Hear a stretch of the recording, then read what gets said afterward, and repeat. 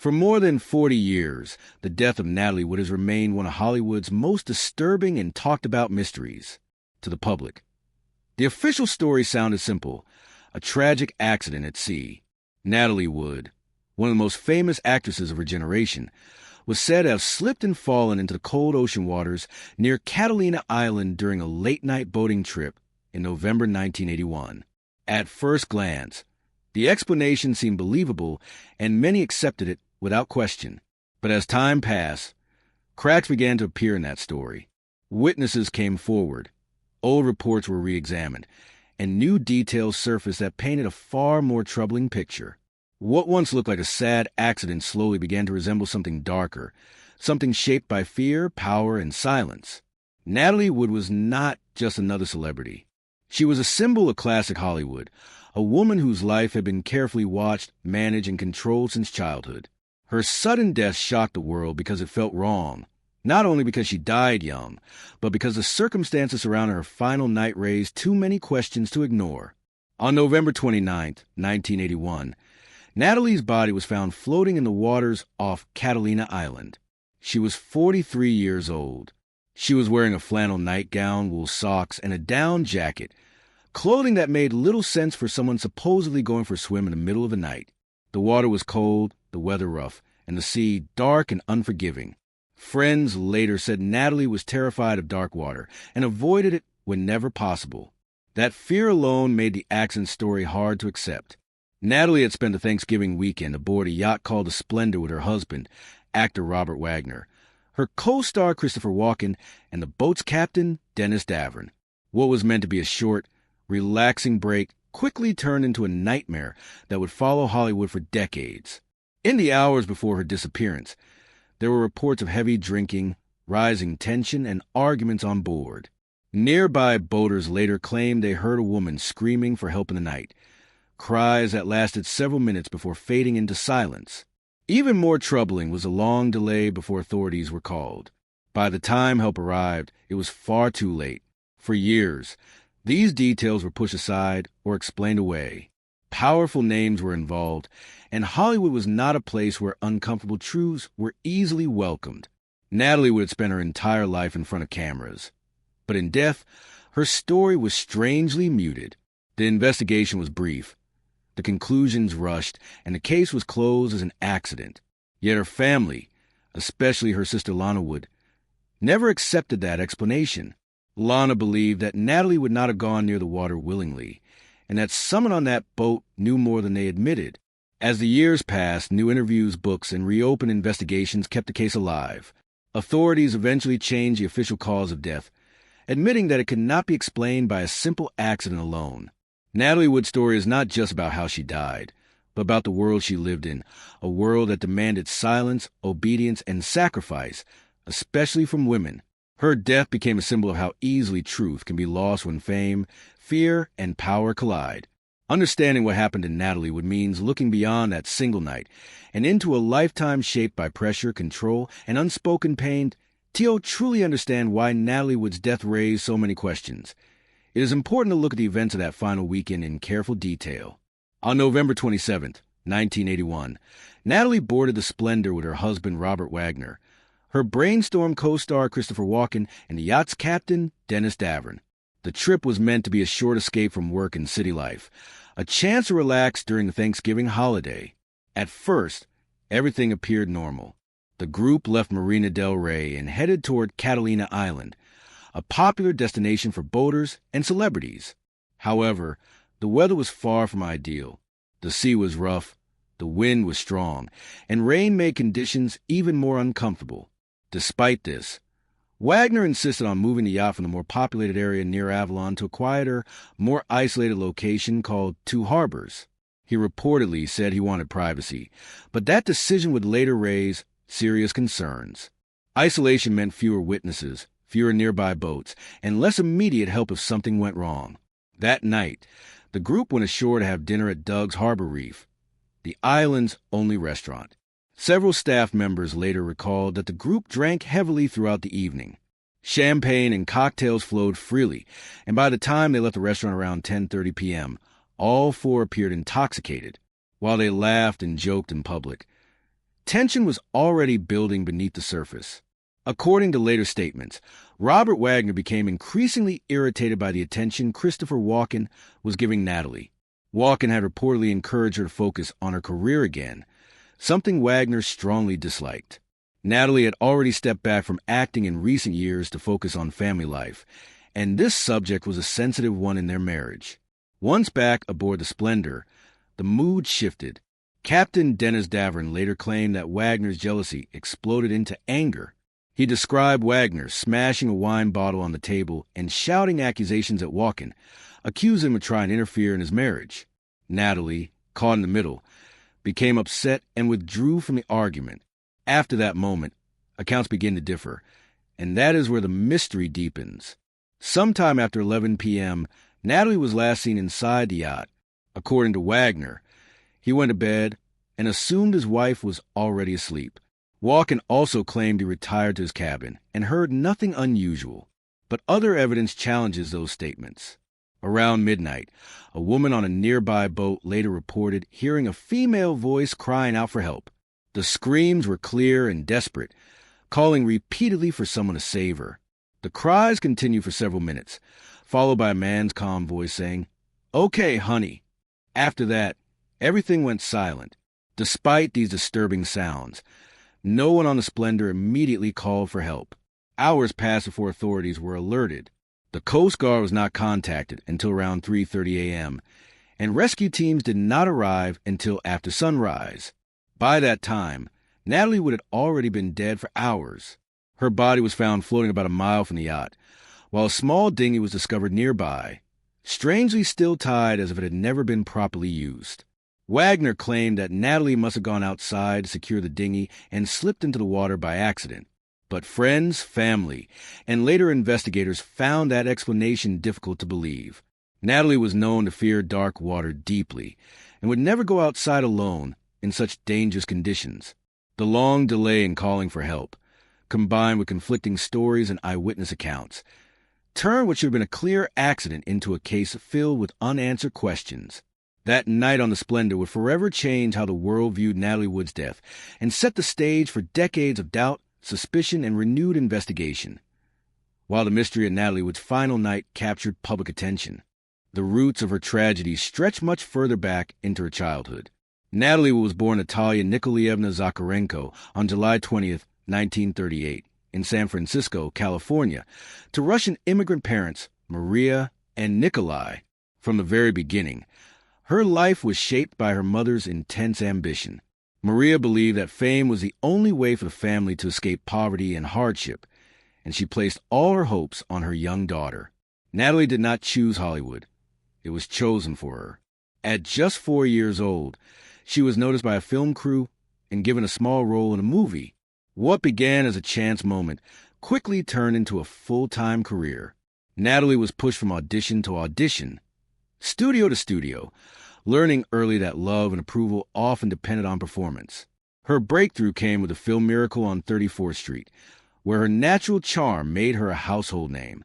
The audience saw a sweet, innocent child, but behind the scenes, Natalie lived a very different reality. She worked long hours under strict studio rules, often filming 6 days a week while trying to keep up with school lessons on set. There was little time for rest, play, or normal childhood experiences. Her mother watched closely, demanding perfection and discipline at all times. Mistakes were not tolerated, and emotional pressure was constant. One painful incident from her early career would stay with her forever. During the filming of Tomorrow is Forever, Natalie struggled to cry on cue. To force real tears, her mother reportedly tore apart a butterfly in front of her.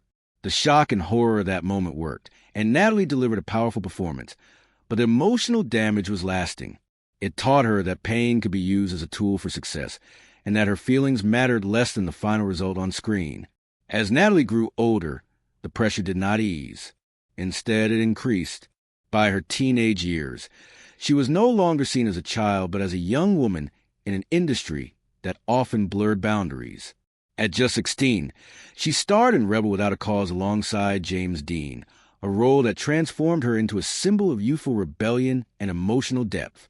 The film earned her an Academy Award nomination and confirmed her place as one of Hollywood's brightest stars. Yet behind the praise and attention were confusion and vulnerability. Natalie was still a teenager, navigating fame, adulthood, and relationships without protection or guidance. During this period, she became involved with much older men in positions of power, experiences she later described as painful and damaging. Hollywood did not treat her as a young girl who needed care, but as a valuable product to be controlled and shaped. Contracts dictated her image, her behavior, and even her personal life. She learned to smile through discomfort and to remain silent when things felt wrong. This pattern of silence would follow her into adulthood. Although Natalie achieved great success, starring in films like West Side Story and Splendor in the Grass, she carried deep emotional wounds. She struggled with anxiety, insecurity, and a constant fear of losing control over her own life. Friends later said she was sensitive, thoughtful, and deeply emotional, qualities that made her performances powerful but also left her vulnerable. The bright lights of Hollywood masked a woman who had learned from a young age that speaking out could cost her everything. This lifelong conditioning to endure, obey, and stay quiet helps explain why the events surrounding her death feel so haunting.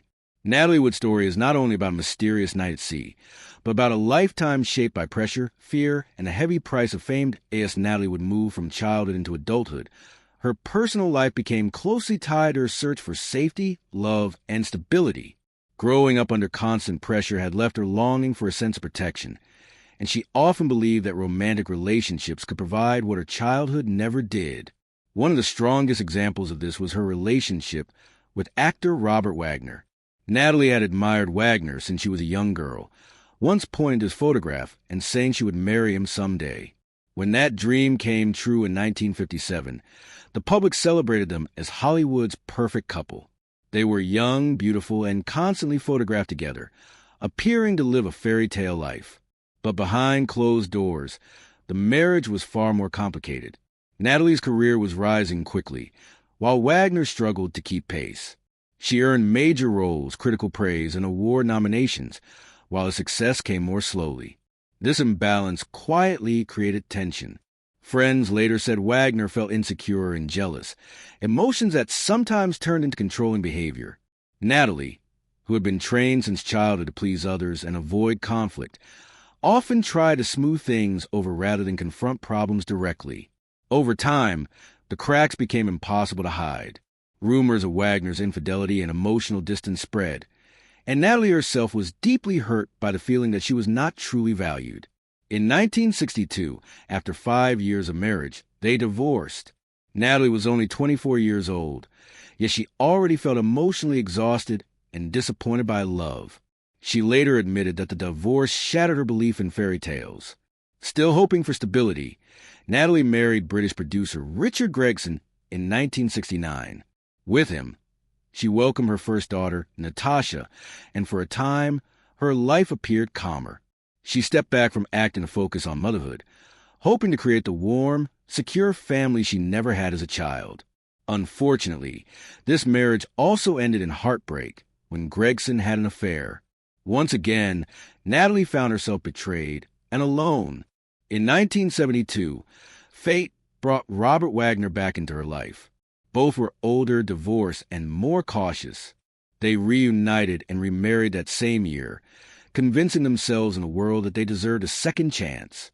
They had another daughter, Courtney, and from the outside, their family appeared complete. Natalie worked less, choosing family over fame, while Wagner's career experienced renewed attention. Yet those close to the couple noticed that many old issues had returned. Wagner's jealousy, Natalie's emotional sensitivity, and frequent arguments were reportedly common. Natalie still loved acting and missed the creative fulfillment it gave her, but Wagner preferred that she remain focused on home life. This tension resurfaced strongly when Natalie accepted a role in the science fiction film Brainstorm in the early 1980s. The film reunited her with serious dramatic work and paired her with actor Christopher Walken. Natalie felt energized and hopeful about her career again, but Wagner did not share her excitement. Friends and crew members later said Wagner appeared uncomfortable with the attention Natalie received and with her close working relationship with Walken.